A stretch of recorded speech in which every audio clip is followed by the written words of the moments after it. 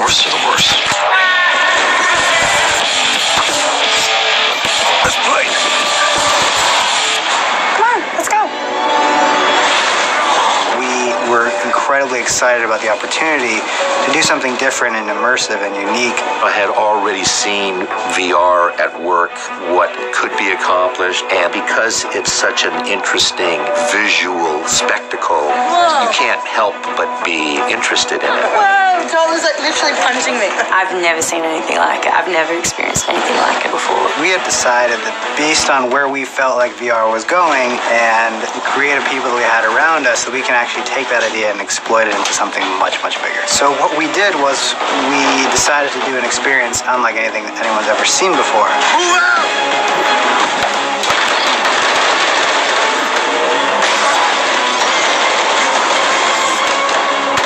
Felt like the best course of action was to find one of the coolest scenes of the movie and structure this VR sequence around that scene. Every single aspect of this has a technical or logistical challenge to it or a problem to solve. You just have to break it down piece by piece and solve every problem individually. We were very lucky in that not only did we have time, but also all of these great people were incredibly patient. Everybody has to speak the same language. Everybody has to work with one another, and everything has to look right.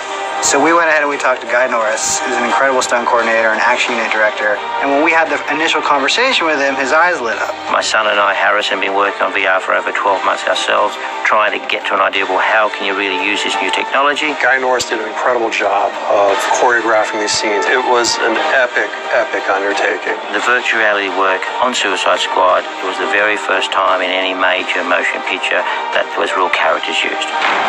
And normally you can't get within 6 feet of a character in the VR world without them breaking up. And so we were able to develop a camera system which was really just developed for this show that allows you to be literally within a foot. And so we then had what we call the global camera on a cable that slowly tracked through the sequence. And so then as a viewer, once you wear the headsets, you're able to follow over the shoulder of the squad as they walk into the cube farm and then see the entire attack happen. Oh my God! And then to further that experience, then the work was put into putting a rig on the main characters. We had to create a helmet system, a way of wrapping the cameras around the actors' heads, still giving them the ability to see peripherally and to move completely, especially through a complicated fight sequence. So then you could go through the exact same sequence and you could beat Harley. So it's a whole, I think, new area where we're going. It was almost an embarrassment of riches of the people that wanted to be a part of this VR experience. NPC did a really great job at the cable cam piece, and Legend 3D really stepped up, and their enthusiasm for what the POV piece could have been really got us excited. The Samsung VR app is just a great way of providing a lot of users the opportunity to experience the piece that we created. And Samsung's been great all along. They were very supportive. They really wanted to be integrated in the whole filmmaking process and the scenes, which was perfect.